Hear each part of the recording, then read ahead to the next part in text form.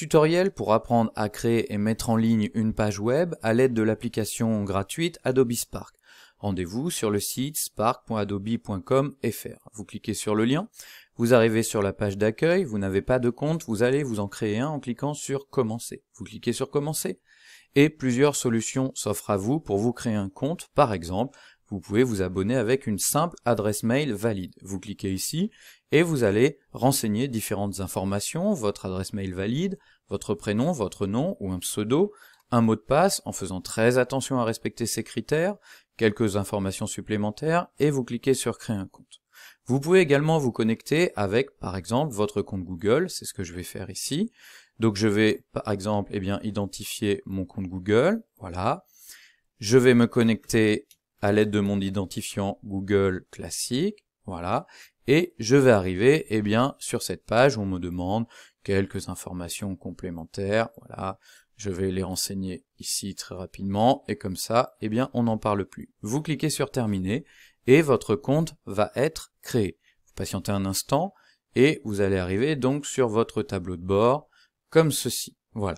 Ici un petit questionnaire que vous pouvez zapper, et ensuite, tout de suite, vous allez cliquer ici sur l'écran d'accueil, parce que c'est ici que vous retomberez lorsque vous reconnecterez à votre compte Adobe Spark. On va donc partir d'ici. Voilà. Si vous allez dans l'onglet Projet, il n'y a rien, puisqu'évidemment, vous n'avez créé aucun projet. Donc, allons-y, on va créer un projet. On clique sur Créer un projet. Vous voyez d'ailleurs que Spark propose la création de tout un tas de formats, notamment des capsules vidéo, mais ce sera l'objet d'un autre tuto. On va aller sur Page web. Je clique sur Page web, je patiente un instant le temps que l'éditeur s'ouvre, c'est fait. Tout de suite, je vais indiquer un titre, je vais faire une page web par exemple sur Paris, et puis je peux ajouter un sous-titre, ça n'est pas obligatoire, voilà, visiter Paris. Et ensuite, tout va fonctionner à l'aide de ces petites puces. Ici par exemple, on me propose d'ajouter une photo pour faire l'entête de ma page web. Je clique sur photo, plusieurs solutions s'offrent à moi, je peux aller chercher des photos dans différents clouds, par exemple dans mon Google Drive, ou dans ma Dropbox. Je peux également aller chercher des photos gratuites sur internet. Par exemple, j'écris Paris, je clique sur Entrée, et Spark va aller chercher sur internet tout un tas de photos gratuites libres de droit que je peux sélectionner en cliquant dessus. Ou alors, vous pouvez choisir Transférer photos et aller chercher des photos dans votre ordinateur. Voilà, par exemple, celle-ci. Et bien sûr, si elle ne vous convient pas, vous cliquez, vous la supprimez, et vous allez chercher une autre photo. Voilà, on va descendre par exemple pour prendre celle-ci. Voilà, on patiente un instant le temps du téléchargement, voilà, et vous pouvez également déplacer votre titre sur la page. On descend. Lorsqu'on clique à nouveau sur le plus, on voit qu'on peut ajouter tout un tas d'éléments à notre page. On va commencer par le texte. Je clique sur texte et je vais pouvoir écrire Paris est la capitale de, etc., etc. Ici, j'ai préalablement préparé un petit texte que je vais copier, voilà, coller. Voilà. Alors, vous avez quelques options de mise en page sur votre texte. Il suffit de le sélectionner. Vous pouvez le mettre à gauche, à droite, le centrer, le mettre en italique, le mettre en gras. Vous pouvez considérer que c'est une citation, que c'est un sous-titre, que c'est un titre. Bon, ici, c'est un petit peu gros. Voilà. Donc, on va supprimer ça. Et puis c'est à peu près tout, puisque les options, de police de caractère et de couleur sont payantes. Donc, nous, on n'y a pas accès. On va donc se contenter de ça. Ensuite, on va descendre, on va recliquer à nouveau sur notre petit plus, et on va voir comment ajouter une photo. On clique sur photo, les mêmes options s'offrent à nous, on va aller chercher une photo dans notre disque dur, celle-ci par exemple, on patiente un instant, le temps du téléchargement, et voilà. Alors, vous pouvez avoir quelques options de mise en page de votre photo, vous pouvez la mettre dans une fenêtre, comme ceci, vous pouvez décider de l'intégrer, qu'elle remplisse totalement l'écran, et bien sûr, vous pouvez la remplacer, si vous voulez en télécharger une autre, ou alors la supprimer, si elle ne vous convient pas. Par exemple, on va rester sur Intégrer, et puis, on va ajouter une légende, voilà, Paris vu, avec la tour Eiffel, vous voyez, donc c'est quand même très simple. Notre photo est ici, et on va ajouter maintenant, par exemple, une vidéo. Voilà. Vous avez trouvé, par exemple, une vidéo sur YouTube qui vous convient bien. Vous allez, copier son adresse, retourner sur votre page web, cliquer sur Vidéo, et insérer ici l'adresse. Remarquez que vous ne pouvez mettre de vidéos seulement si elles sont sur YouTube, Vimeo ou Spark Video. Vous ne pouvez pas télécharger vos vidéos On verra quand même qu'il peut y avoir une petite astuce tout à l'heure. On fait un clic droit, on colle et on clique sur enregistrer. Voilà. On patiente un instant et voilà, notre vidéo est en ligne, aucun problème. Ensuite, si on a oublié un élément, pas de souci puisque vous regardez, entre les éléments, on a le petit plus ici. Par exemple ici, on va rajouter un titre. On clique sur texte, Paris, ville touristique, voilà, et puis on a à nouveau accès à nos options. Par exemple, on va décider que c'est un titre H1, voilà. Alors, vous pouvez quand même jouer un petit peu sur la mise en page de votre Spark Page en allant sur thème et en sélectionnant des préformats, des templates. Par exemple ici, vous cliquez, vous patientez un instant et voilà, on vous propose un autre look pour votre page. Vous pouvez changer bien sûr à tout moment. Voilà, celui-là par exemple, etc. Bref, vous avez compris le concept, vous pouvez jouer un petit peu sur le look de votre page. On va continuer notre travail en cliquant sur le plus ici. On peut par exemple rajouter une galerie de photos. Allons-y, on va à nouveau aller chercher des photos dans notre ordinateur, mais on pourrait aller les chercher ailleurs. Et par exemple, voilà, on veut quelque chose, tiens, je ne sais pas moi, sur les grands magasins parisiens. Allons-y, on va sélectionner ces grands magasins, voilà. Et puis on clique sur ouvrir. On patiente un instant, le temps que les photos se chargent, voilà qui est fait, elles sont ici, vous voyez, sous la forme de galerie. Vous pouvez les mettre en page si vous le souhaitez, vous voyez, vous avez des options, par exemple la déplacer ici, voilà, la remonter également. Vous pouvez décider que celle-ci, par exemple, est plus importante, et vous voulez la mettre en grande photo, vous voyez, donc ça réduit d'autant les autres, etc. Et bien sûr, si vous voulez changer une photo, vous cliquez sur remplacer. Vous allez chercher du coup une autre photo, voilà, celle-ci par exemple, et puis bien sûr, si une photo ne vous convient pas, vous cliquez et vous la supprimez.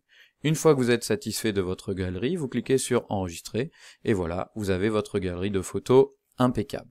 On va voir également qu'on peut rajouter des boutons cliquables, c'est-à-dire des liens vers tout un tas d'informations. Donc, je clique sur, par exemple, mon bouton, et donc il me faut un titre et un lien internet. Par exemple, je veux faire un lien vers la page Wikipédia de Paris. Eh bien, je vais récupérer mon adresse mail, je vais aller ici, cliquer sur bouton, je vais indiquer par exemple, voilà, Wikipédia Paris, je colle mon adresse, si je veux je centre mon bouton, et je clique sur enregistrer, voilà, j'ai créé un bouton cliquable. Et du coup, vous pouvez ici insérer n'importe quelle adresse. Vous pouvez notamment, par exemple, insérer un lien vers un document que vous avez mis dans votre Google Drive, une fiche à télécharger par exemple, ou une vidéo un petit peu trop grosse que vous avez mis également dans votre Google Drive. Vous pouvez ici insérer le lien, etc., etc. Donc vous voyez, c'est très pratique d'avoir cette option bouton cliquable. Tiens, par exemple ici, vous avez fait un petit Learning Apps sur les monuments de Paris, eh bien, vous copiez l'adresse, hop, vous allez ici, vous cliquez sur bouton, vous indiquez par exemple, voilà, exercice ou jeu, peu importe, voilà, vous collez votre adresse et vous cliquez sur enregistrer, voilà. On va voir une dernière option, on peut scinder la page en deux. Je clique sur scinder la page, ici je peux ajouter une image, et ici, eh bien, autre chose. Par exemple, voilà, je vais aller chercher une image, eh bien, par exemple, du quartier de la Défense, voilà, l'image se charge, et puis ici, j'avais préparé un petit texte sur le quartier de la Défense, je clique sur plus, vous voyez, je peux rajouter une vidéo, un bouton, un texte, une photo, mais là, je vais prendre texte, je vais donc coller mon texte, et voilà, je me retrouve avec, eh bien, ma page coupée en deux, et mes deux options, d'ailleurs, je peux les intervertir, si je le souhaite, à volonté. Voilà. Donc voilà les options de base pour insérer des documents dans Spark Page. Vous pouvez déplacer certains éléments, par exemple si cette photo, vous voulez qu'elle vienne entre ces deux éléments, vous cliquez dessus, vous cliquez sur déplacer, et vous la remontez, voilà qui est fait. Alors, ensuite on va voir ce que ça donne en aperçu. Donc, on va cliquer sur aperçu, on patiente un instant, et vous allez avoir le visuel eh bien, de votre page finale. Voilà, c'est ce que verront les gens qui ont accès à votre page, les photos que l'on peut mettre en grand, la vidéo que l'on peut lire, voilà, vous voyez, c'est quand même très très simple, les photos de galerie que l'on peut afficher en grand et faire défiler, notre lien vers notre site Wikipédia, vous voyez, un lien cliquable et le lien s'ouvre, et puis notre lien vers notre petit exercice, eh bien Learning Apps, que eh bien la personne peut faire, etc., etc. Vous voyez, donc c'est quand même très très simple d'utilisation. Une fois que vous êtes satisfait de votre page, eh bien vous allez l'enregistrer et la mettre en ligne. Comment? En cliquant sur partager. Vous cliquez sur partager et vous allez cliquer sur publier, partager le lien. Vous cliquez. Ici, le titre, vous pouvez le modifier, mais ici, on va le conserver.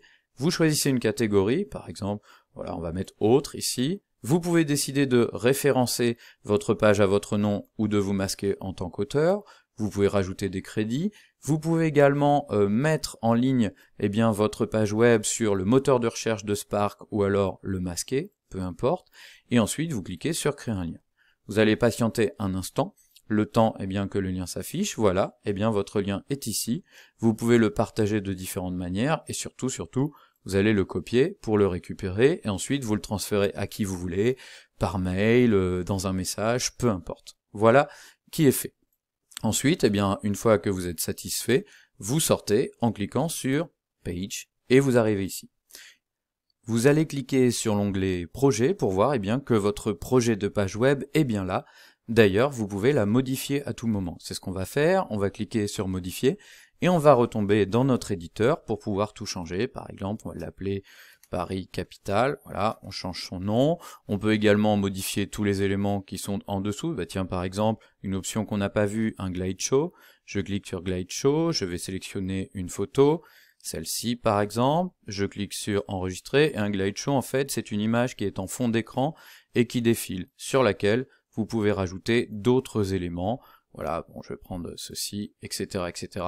Voilà, autant d'éléments d'ailleurs que vous le voulez. Voyez, il suffit d'aller sélectionner, eh bien, le document qui vous intéresse. OK. Voilà, donc un Glide Show, c'est juste, eh bien, un petit peu d'esthétique pour avoir une image en fond d'écran sur d'autres documents que l'on peut d'ailleurs déplacer. Voilà. En tout cas, on a modifié notre page, ça c'est certain, donc il va falloir, eh bien, que l'on enregistre ce changement. Donc on va à nouveau cliquer sur partager, publier et partager le lien, et voyez cette fois, on nous propose simplement de faire une mise à jour. On clique sur mettre à jour le lien et on patiente. Le lien va se mettre à jour, mais ce sera exactement le même lien que le précédent. Ça veut dire que vous n'avez pas besoin de renvoyer un nouveau lien aux gens qui doivent consulter votre page, puisque c'est le même lien. Il a simplement été mis à jour. Tiens d'ailleurs, regardons ce que ça donne d'un point de vue eh bien, de la personne qui reçoit votre mail. Donc il va cliquer sur cette adresse et vous allez voir eh bien qu'il va tout simplement tomber sur votre page web, voilà, comme ceci, elle est consultable, les boutons sont cliquables, etc., etc. Donc aucun problème. Vous sortez et vous retournez sur page. On retourne dans projet, on va voir qu'il y a d'autres petites options intéressantes. Si vous cliquez ici, vous pouvez tout simplement eh bien renommer la page. Par exemple, vous décidez de l'appeler Paris 1. Vous pouvez également décider de la supprimer, si vous voulez la faire disparaître. Vous pouvez, intéressant, la dupliquer. Si vous voulez en faire une copie, par exemple, on va l'appeler Paris 2, voilà, on clique sur dupliquer, et comme ça on va avoir un copier-coller de notre projet, les deux étant modifiables, ce qui fait qu'on peut garder une première page web sous un format, et puis récupérer la deuxième pour la modifier. Avouez que c'est quand même pratique. Et enfin, on va voir qu'on peut inviter une personne, soit en cliquant ici, soit en allant ici dans partager, inviter, et vous allez pouvoir collaborer à plusieurs sur une page web. Bien sûr, il faut que votre interlocuteur ait également un compte Adobe Spark. Là, ici, je vais utiliser un autre de mes comptes, je vais m'inviter moi-même, mais sur deux comptes différents. Je clique sur inviter, voilà, j'ai été invité. Voyons maintenant ce que ça donne du point de vue de celui qui a reçu l'invitation. Je vais changer de navigateur et je vais me connecter donc sur le compte qui a reçu l'invitation de collaboration. On va voir ce que ça donne, voilà. Donc là, je suis eh bien sur ce compte, voilà, l'autre compte, donc le Nalé Prof 17, celui qui a reçu l'invitation de collaboration. Vous voyez ici, j'ai une petite notification, je clique, je peux refuser de collaborer ou accepter. Là, j'accepte, je patiente eh bien quelques instants et ensuite, eh bien dans mes projets, je retrouve mes projets perso de Nalé Prof 17, mais aussi les projets qui ont été partagés avec moi. Et donc notamment ce projet de page web sur Paris que je peux moi aussi ouvrir, modifier, etc., etc. Donc vous voyez, vous pouvez également collaborer sur une même page web à plusieurs grâce à Adobe Spark Page. Maintenant vous savez tout, c'est à vous de jouer.